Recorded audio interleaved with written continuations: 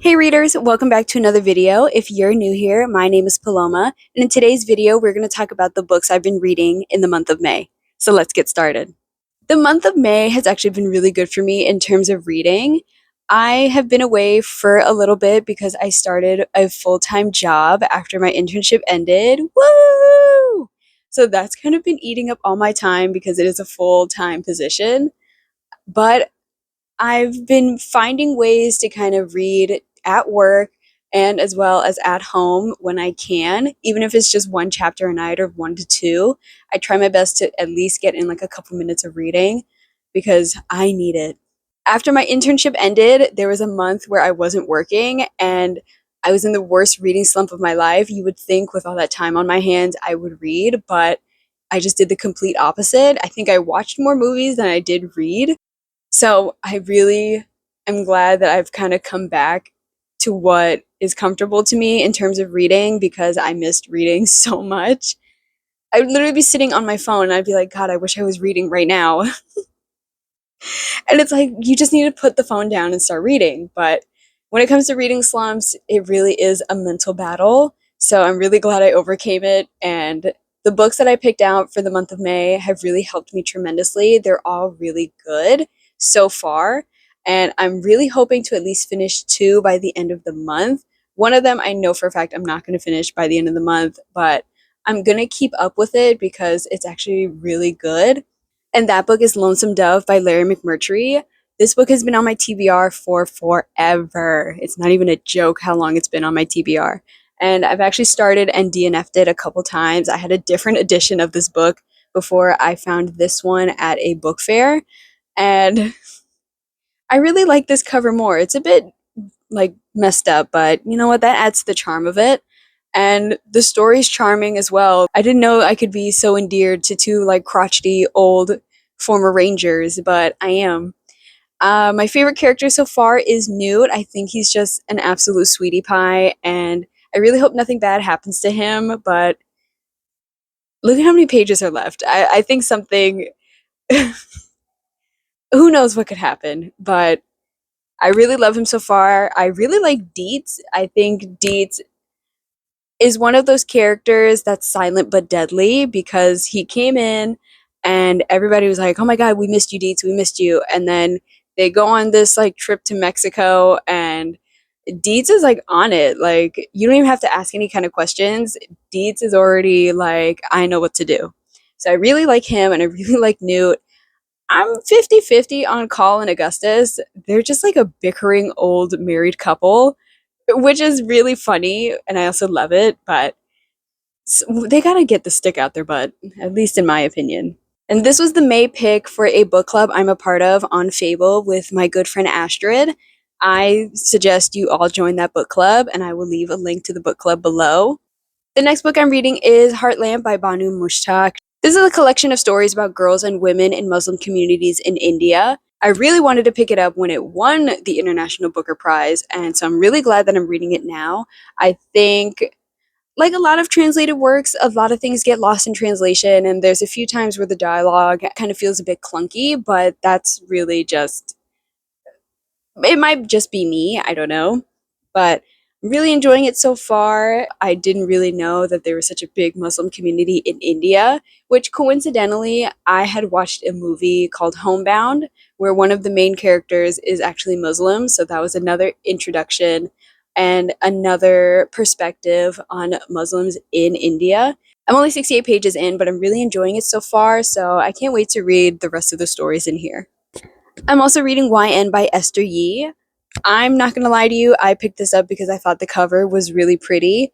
Did not read the front jacket on what it could have been about, but come to find out, the main premise is that we're following a nameless narrator who is kind of lackadaisical and a bit morose about her life. She is a Korean woman living in Germany, and you know, she's kind of antisocial, to put it lightly, but she goes to a K-pop concert with her roommate and suddenly everything in life makes sense because she sees one of the members named Moon and falls in love with him right off the bat.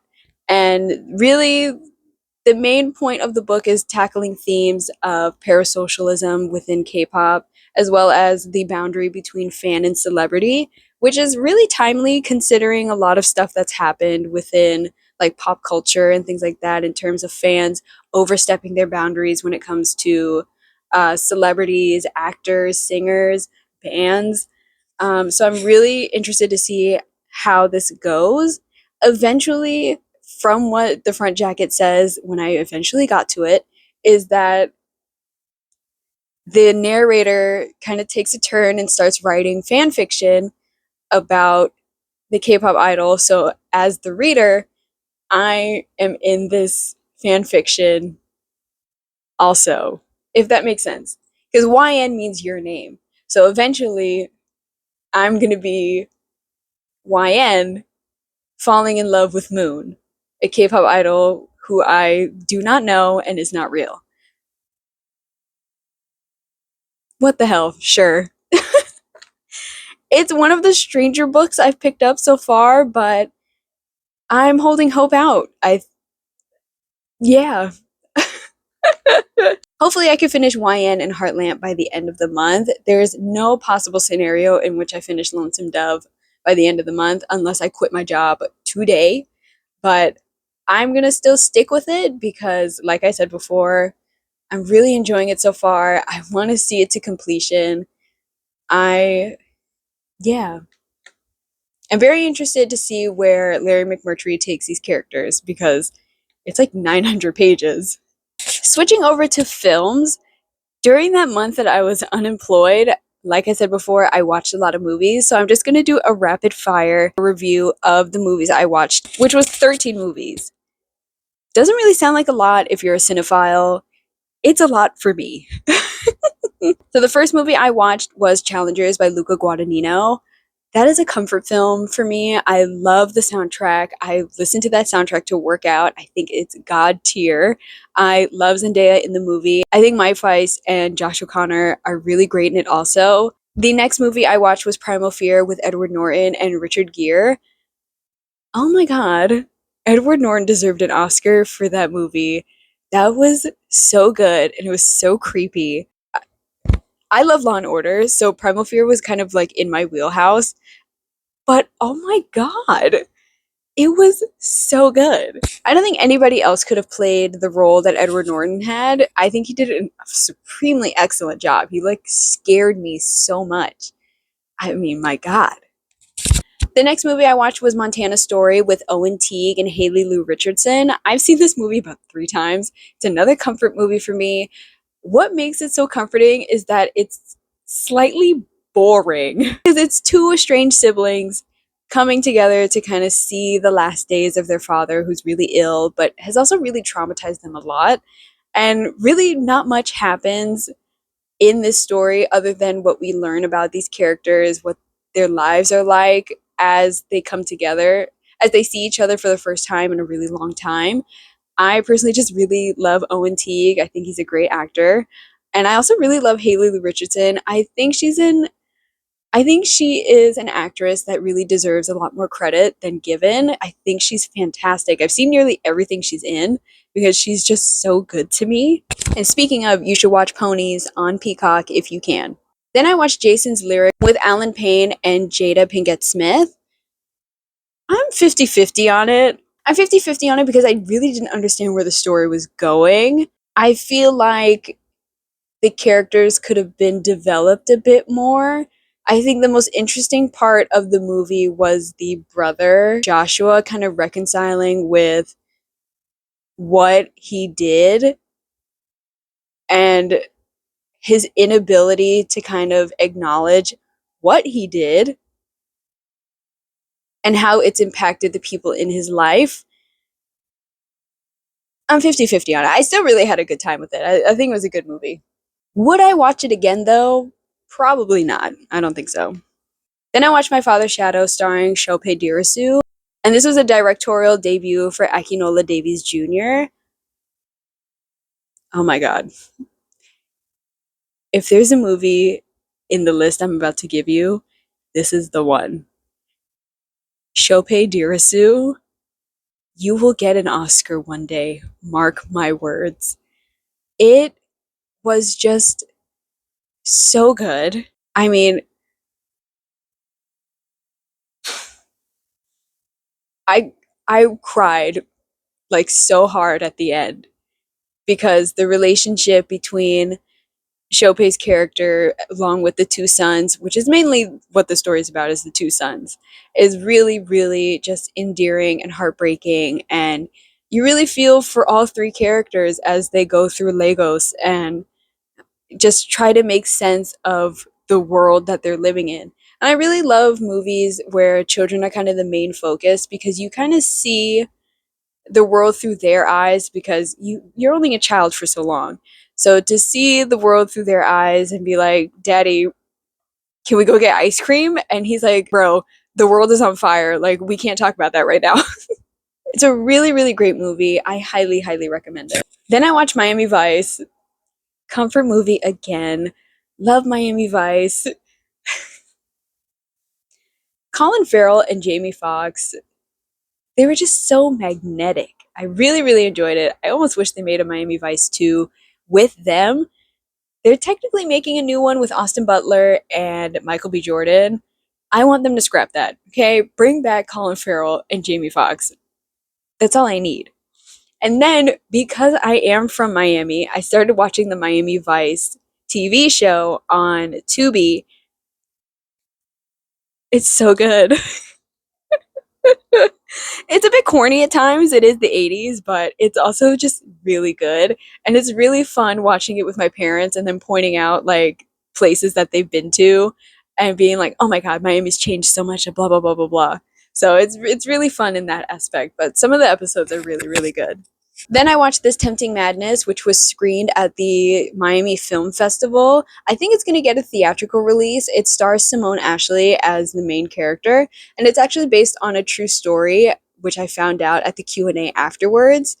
In my personal opinion, it's still a pretty decent movie. I just wish it had been a TV series.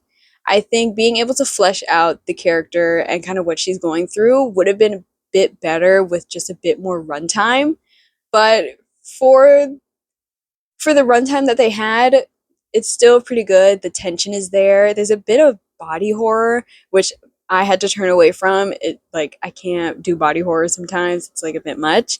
But I'm really excited to see where Simone Ashley goes from here. I think she's a wonderful actress and I want her to have all the success. Then I watched The Prince of Egypt. Have not watched that movie since I was a child. Still holds up to this day. Oh my god, the soundtrack is just chef's kiss. Love it so much. Then I watched Hamnet with my mother. It was actually my second time watching Hamnet, and my mother could not stop crying throughout the entire thing. Like, I don't think there was not a moment where she didn't have tears in her eyes. And of course, I had tears in my eyes at the end of the movie. I still need to read the book, and I will get to the book as soon as I can so I can see if it's like a pretty decent adaptation. I think watching it first and then reading it is probably better than me reading it and then watching it. I think it's one of those times where I have to see it first, then read it, versus reading it first and then watching it. There's a couple like book to TV and movie adaptations where I usually watch it first before I read it, just so I can kind of get a sense of what I'm about to walk into in terms of the book. Or it's something that I've seen the movie first and then I read the book, which is the case for a lot of classic literature that's been adapted so many times where I've seen the movie first before I read it, i.e., Pride and Prejudice. Then I watched The Quiet Girl, which is based off the book Foster by Claire Keegan. Both the book and the movie destroyed my heart in so many different places. Oh my god. Like, I almost want to get emotional like talking about it because it was just so good. You know, the main character, she's just such a sweetheart and she's so silent, she's so quiet, and she really found herself when she left her family to live with like her aunt and uncle. And that aunt and uncle, they really needed her. Like, They blossomed so much and they came out of their shells the more time she spent with them. And it was just really sweet to see at the end how much they meant to each other and that it wasn't just a summer for them, like they needed to be together for their whole lives. In a perfect world, in my mind, they're still living together. Like she is quite literally their adopted child. Like, please. Then I watched Magellan by Lav Diaz. This was my first Lav Diaz film. I would recommend this movie if you have 3 hours to spare. The movie is quite literally almost 3 hours.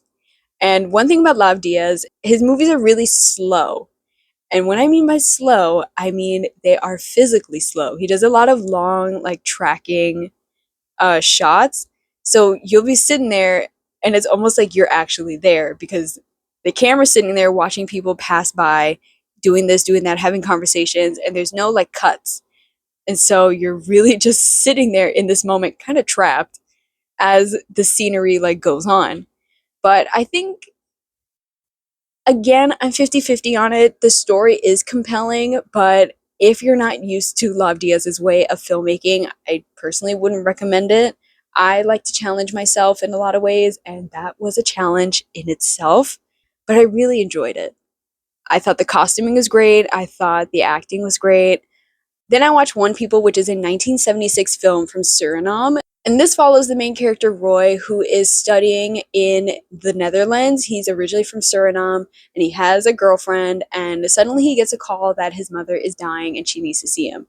So he hops on a flight back to Suriname. And the main thing about it, from what I read about, is that the movie came after Suriname declared independence from the Netherlands. So it's very much a film about the beauty of Suriname in a lot of ways, which is through the ecology, through uh, the people, through the food, the music, and through the nature. There's a lot of shots where we're just looking at nature, and it's a very beautiful island. I would like to visit it one day.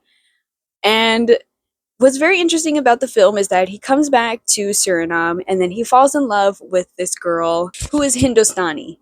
And the main issue that goes on is that they fall in love. And one thing about interracial relationships is either one side will be mad at it or both sides will be mad at it. And in this case, both sides of the family were really mad at it. The Hindustani side was like, you should not be with this man, you need to be with a Hindustani. The Suriname side is saying, you should not be with a Hindustani, you need to be with a Suriname person. And they're like, no, we love each other. This is the beauty of Suriname. We are allowed to be together and whatnot. And then, surprise, surprise, the Dutch girlfriend comes along, tries to fight for her man, but in a show of strength, Roy stands his ground and stays with his Hindustani girlfriend, who is named Rubia. It's a very complicated story. Visually, it's very appealing because it's the Caribbean, it's Suriname, it's multicultural, it's really nice. It's almost an ad for tourism, at least in the 70s, to visit Suriname, just mixed in with a couple conflicts. I don't know if I would recommend it to the average person. Probably not, but it is nice to watch a movie from a country that I don't know too much about, or I've never really seen a lot of films from. Maybe I'll watch a modern film from Suriname just to get that modern feel of what it's like over there instead of in the 70s. And then finally, I watched Speed Racer in IMAX. Guys, that film was meant for IMAX. I got so emotional in the first 10 minutes just seeing the bright colors pop up on the screen. I don't think there's a better movie meant for IMAX. It was just so beautiful, so colorful, so amazing. Of course, it's kooky, it's Speed Racer. If you've ever seen the original cartoon, it's goofy. I mean, there's a chimp for crying out loud, like just walking around with the family. It's gonna be crazy, but I love that movie so much. It's probably nostalgia, but I love that movie. I was so glad to see it in IMAX. I literally came out of it a new person. It was just so good.